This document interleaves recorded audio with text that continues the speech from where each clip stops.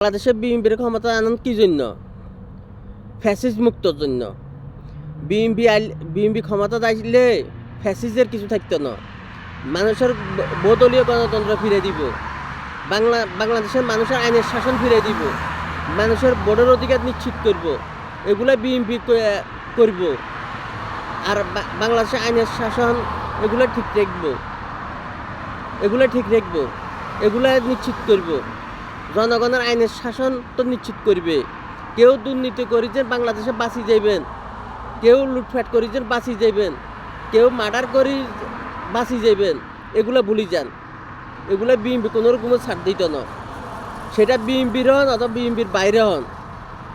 যে বাংলাদেশে কোনো মৌলবাদীর কোনো শাসন চলত না।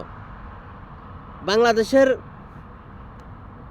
শাসন বাংলাদেশের জনগণের নিশ্চিত করব। বাংলাদেশের জনগণের নিশ্চিত করে ছাড়ে দিব। আপনারা জনগণের বাইরে যাইয়েন না। বারবার বলতে আছি যে জনগণের বাইরে যাইয়েন না। জনগণের বাইরে যাইবেন বাংলাদেশের মানুষে 12টা বাজায় ছাড়ে দিব। যেরকম ফ্যাসিস্ট শেখ হাসিনারে দিল্লির লাড্ডু খাওয়াই ছাড়ে দিতে আছে। আপনারা এই কোনানের বালের বাল যে বাংলাদেশের জনগণ আপনার করে ছাড়ে দিব এটা মনে করিয়েন না। ফ্যাসিজের রাস্তা ছাড়ি দিয়ে মানুষের জনগণের রাস্তাতে আসেন। জনগণের কথা বলেন। জনগণের ভোটের অধিকার নিশ্চিত করেন। কোনো সিলেকশন চলত না। কোনো সিলেকশনের তার কাছেও পাবলিক যাইত না। ইলেকশনের মাধ্যমে যদি বিএনপি যদি ক্ষমতা আসে বিএনপির ক্ষমতা বসাইব।